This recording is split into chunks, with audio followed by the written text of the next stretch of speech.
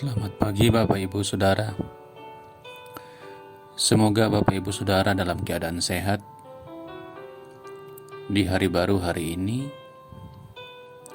hari Rabu 4 Mei 2022. Bacaan hari ini di Gereja Toraja, Lukas pasal 5. Lukas pasal 5. Sebelum bacanya kita berdoa. Tuhan Allah kami, segala hormat hanya bagimu. Segala kemuliaan pujian hanya bagi Tuhan. Karena Tuhan sungguh baik bagi kami, mengasihi, memelihara kami. Terima kasih hari baru hari ini. Kami akan membaca, mendengar, merenungkan firman Tuhan. Kami mohon pimpinan Tuhan sendiri melalui Roh-Mu yang kudus, agar firman Tuhan menjadi kekuatan bagi kami percaya kepadamu di kehidupan kami. Dalam nama Tuhan Yesus kami berdoa. Amin. Lukas pasal 5 ayat 1-11. Pada suatu kali Yesus berdiri di pantai danau Genesaret. Sedang orang banyak mengerumuni dia hendak mendengarkan firman Allah. Ia melihat dua perahu di tepi pantai. Nelayan-nelayannya yang telah turun dan sedang membasuh jalannya. Ia naik ke dalam salah satu perahu, yaitu perahu Simon, dan menyuruh dia supaya menolakkan perahunya sedikit jauh dari pantai. Lalu ia duduk dan mengajar orang banyak dari atas perahu.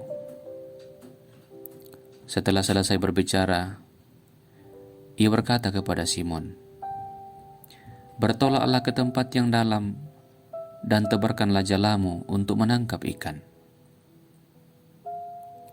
Simon menjawab, "Guru, telah sepanjang malam kami bekerja keras dan kami tidak menangkap apa-apa. Tetapi karena engkau menyuruhnya, aku akan menebarkan jala juga." Dan setelah mereka melakukannya, mereka menangkap sejumlah besar ikan, sehingga jala mereka mulai koyak. Lalu mereka memberi isyarat kepada teman-temannya di perahu yang lain supaya mereka datang membantunya. Dan mereka itu datang. Lalu mereka bersama-sama mengisi kedua perahu itu dengan ikan hingga hampir tenggelam. Ketika Simon Petrus melihat hal itu, ia pun tersungkur di depan Yesus dan berkata, "Tuhan, pergilah daripadaku, karena aku ini seorang berdosa." Sebab ia dan semua orang yang bersama-sama dengan dia takjub oleh karena banyaknya ikan yang mereka tangkap. Demikian juga Yakobus dan Yohanes, anak-anak Zebedeus, yang menjadi teman Simon. Kata Yesus kepada Simon, "Jangan takut, mulai dari sekarang engkau akan menjala manusia." Dan sesudah mereka menghela perahu-perahunya ke darat, mereka pun meninggalkan segala sesuatu, lalu mengikut Yesus. Amin. Bapak Ibu Saudara, dari bacaan ini saya beri judul renungan, keuntungan bersama dengan Yesus. Keuntungan bersama dengan Yesus. Umumnya di kehidupan kita sehari-hari, kita bicara soal untung dan rugi. Tentu sebagai manusia yang normal kita tidak mau rugi, tapi kita mau untung. Untung dalam hal bisnis, untung dalam hal pergaulan, untung dalam pekerjaan, untung dalam pendidikan, dan untung di seluruh segi kehidupan. Tak ada yang mau rugi. Seseorang mungkin tidak akan mau bergaul dengan orang yang ia anggap justru akan merugikan dirinya sendiri. Tetapi justru dia akan mencari orang yang daripadanya dia bisa mendapat keuntungan, baik itu pengetahuan, atau mungkin uang atau hal-hal yang lain. Dan itu normal, itu wajar Bapak Ibu Saudara. Bacaan kita berbicara tentang nelayan yang profesional, yang pekerjaannya setiap hari adalah nelayan. Petrus, Yakobus, Yohanes, dan kawan-kawan yang lain. Mereka disebut sudah semalam-malaman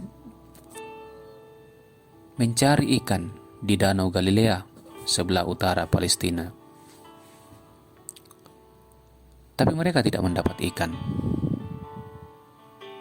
Mereka tidak mendapat apa-apa. Mereka sudah membersihkan jalannya dan siap-siap untuk pulang ke rumah. Tetapi kemudian Yesus datang. Yesus yang menjadi manusia, Allah yang menjadi manusia, hadir di sana secara terlihat di pantau Danau Galilea atau Danau Genesaret. Dan ia meminta kepada Simon, sesudah ia selesai mengajar banyak orang, agar Simon membuang jalannya.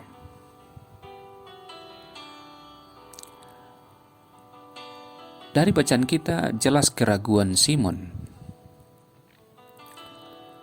Karena kita toraya madin nakwa Simon susi motel unadai kote norong tetoyate. Seperti orang yang mengajari itik atau bebek berenang. Bukankah Petrus dan kawan-kawan lebih profesional, lebih berpengalaman daripada Yesus? Tapi di satu sisi, Petrus juga ingat beberapa waktu sebelumnya Yesus menyembuhkan mertuanya yang panas tinggi. Petrus juga mendengarkan ajarannya. Dan karena itu, dengan setengah percaya, dengan setengah tidak, Petrus berkata, "Guru, telah sepanjang malam kami bekerja keras dan kami tidak menangkap apa-apa." Seandainya dilanjutkan, jangan katakan kami ini profesional, kami ini ahli.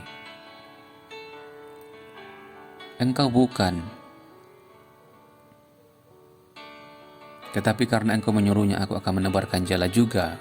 Ini karena dia mengingat peristiwa Tuhan Yesus menyembuhkan mertuanya dan menyembuhkan banyak orang lain, bahkan mengusir iblis. Jadi setengah-setengah hatinya Petrus membuang jala sesuai dengan perintah Yesus. Tapi itulah untungnya bersama dengan Yesus. Pengalaman mereka menjadi tidak berarti sama sekali. Pengetahuan mereka menjadi tidak berarti sama sekali.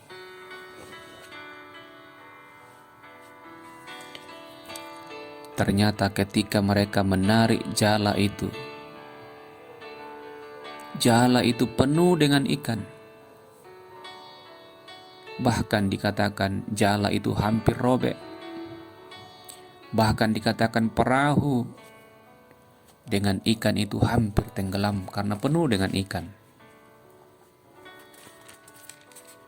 Dari yang tidak ada sama sekali menjadi penuh, membuat jala mereka hampir koyak, hampir robek karena penuh dengan ikan. Membuat perahu mereka hampir tenggelam karena penuh dengan ikan.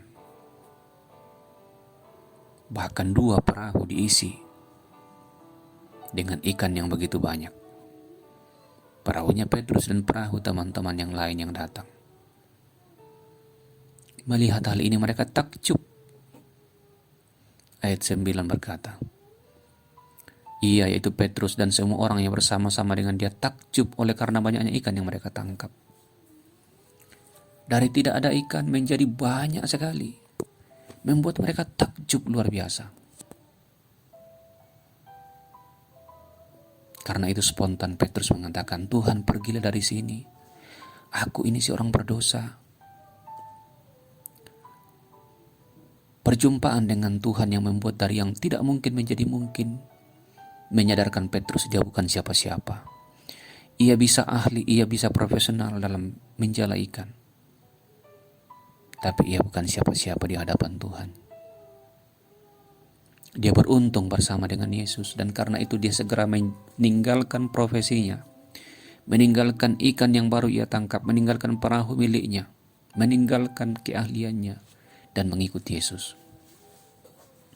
Bapak Ibu Saudara, kita untung bersama dengan Yesus. Karena bukan hanya berkat di dunia ini akan ia berikan, tapi berkat selama-lamanya ia sediakan, ia janjikan, karena untuk itulah ia datang.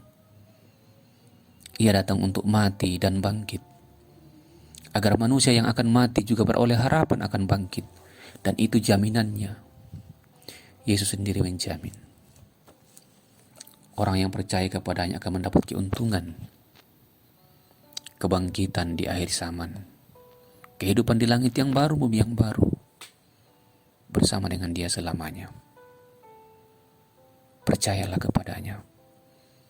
Jangan tunda-tunda. Jangan buang-buang waktu. Datanglah secara pribadi. Akui dia dalam hati dan hidup kita. Bertobatlah kepadanya. Mohon belas kasihannya. Dan pasti dengan kuasa dan kasihnya ia akan menyambut kita. Terpujilah Tuhan. Amin. Kita berdoa. Terima kasih Tuhan untuk berkat-Mu. Terpujilah Engkau Tuhan untuk firman-Mu yang boleh kami dengarkan. Kiranya oleh kekuatan, oleh kuasa, dan oleh kasih pimpinan Roh Tuhan sendiri, membuat firman-Mu tidak berlalu begitu saja, tetapi mengendap di hati pikiran kami, membuat kami dengan yakin dan kokoh percaya bahwa bersama Yesus kami akan hidup, kami akan untung, kami tidak akan pernah rugi. Terima kasih Tuhan. Berkati yang sakit pulihkan mereka, yang berduka hiburkan mereka. Berkati negara kami, bangsa kami.